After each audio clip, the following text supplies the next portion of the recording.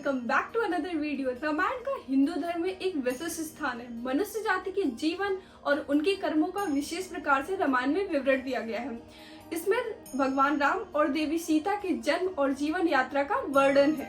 हम में से अधिकांश लोगों को रामायण की कहानी पता है, लेकिन इस महाकाव्य के बारे में कुछ ऐसे भी रहस्य जिसके बारे में लोगों को जानकारी नहीं है। और आज हम रामायण से जुड़े कुछ ऐसे ही रहस्य आपके सामने लेकर आए हैं। तो आइए शुरू करते हैं आज की वीडियो। अगर आपको वीडियो पसंद आए तो लाइक करना ना भूलें एंड अपनी फैमिली एंड फ्रेंड के साथ शेयर करें, ताकि उन्हें भी पवित्र रामायण के इन तथ्यों के बारे में पता चल सके।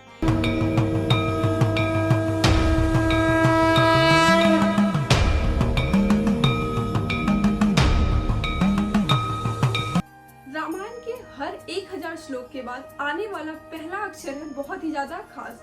वाल्मीकि रामायण में 24,000 श्लोक है और गायत्री मंत्र में 24 अक्षर होते हैं। रामायण के हर 1000 श्लोक के बाद आने वाले पहले अक्षर से गायत्री मंत्र बनता है और यह मंत्र इस पवित्र महाकाव्य का सार है।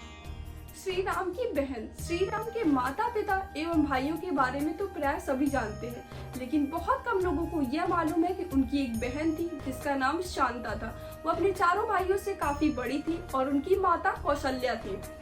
ऐसी मान्यता है कि एक बार अंग देश के राजा रोमपद और उनकी रानी वर्षिणी अयोध्या आए। उनको कोई संतान नहीं थी। बातचीत के दौरान राजा दशरथ को जब यह बात मालूम हुई तो उन्होंने कहा, मैं अपनी बेटी शांता आपको संतान के रूप में दूंगा।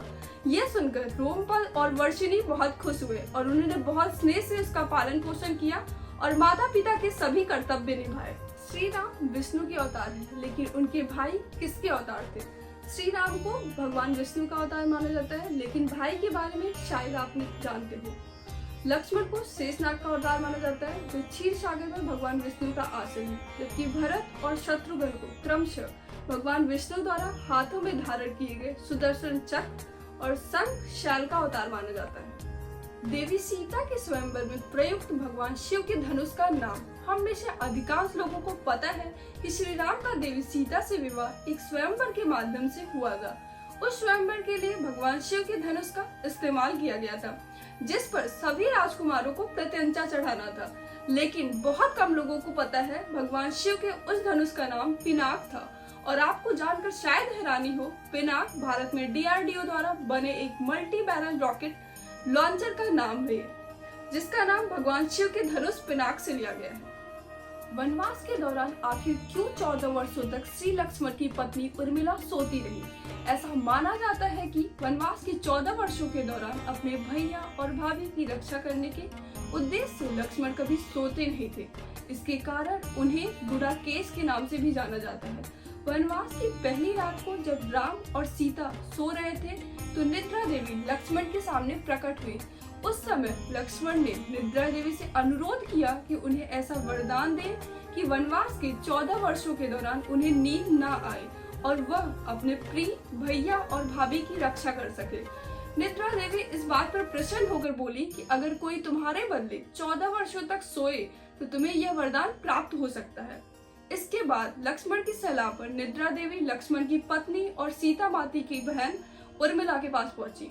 उर्मिला ने लक्ष्मण के बदले सोना स्वीकार कर लिया और पूरे 14 वर्षों तक सोती रही। श्री वाल्मीकि की रामायण में लक्ष्मण रेखा का वर्णन नहीं है। पूरे रामायण की कहानी में सबसे पेचीदा प्रकरण लक्ष्मण रेखा प्रकरण है, जिसमें लक्ष्मण वन में अपनी झोपड़ी के चारों ओर एक रेखा खींचते हैं। जब सीता के अनुरोध पर राम हिरण को पकड़ने की कोशिश करते हैं तो वह हिरण राक्षस मारीच का रूप ले लेता है। मरने के समय में मारीच राम की आवाज में लक्ष्मण और सीता के लिए रोता है। यह सुनकर सीता लक्ष्मण से आग्रह करती हैं कि वह अपने भाई की मदद के लिए जाएं, क्योंकि ऐसा प्रतीत होता है कि उनके भाई किसी मुसीबत में फंस गए हैं।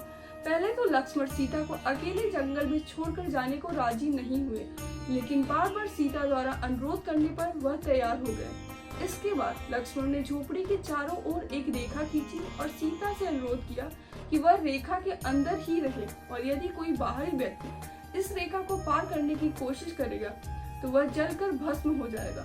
इस प्रकरण के संबंध में अज्ञात तथ्य यह है कि इस कहानी का वर्णन न तो वाल्मीकि रामायण में है और न ही रामचरितमानस में है, लेकिन रामचरितमानस के लंका कांड में इस बात का उल्लेख रावण की पत्नी मंदोदरी द्वारा किया गया है। रावण के ध्वज पर वीणा का राज। रावण एक बहुत बड़ा विद्वान था और उसने वेदों का अध्ययन किया था। लेकिन क्या आपको पता है कि रावण के ध्वज में प्रतीक के रूप में वीणा होने के कारण क्या था?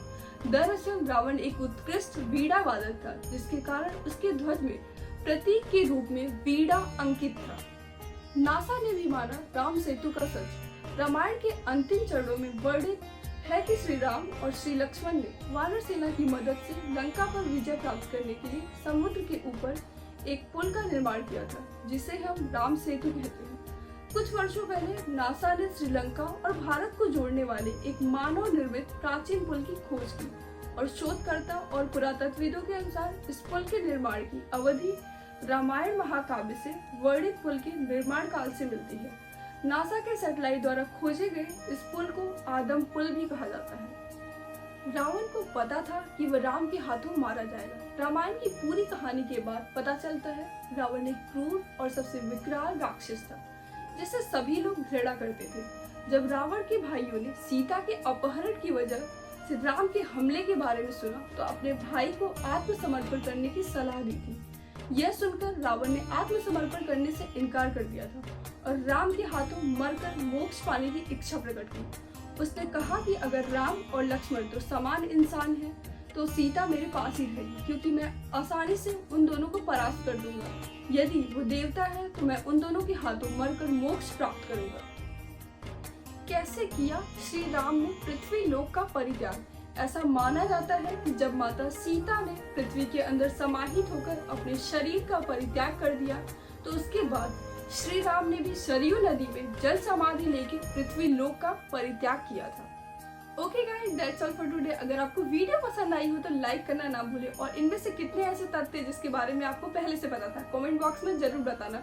मिलते हैं ऐसी ही कुछ और वीडियो के साथ, तब तक के लिए bye bye. Thanks for watching.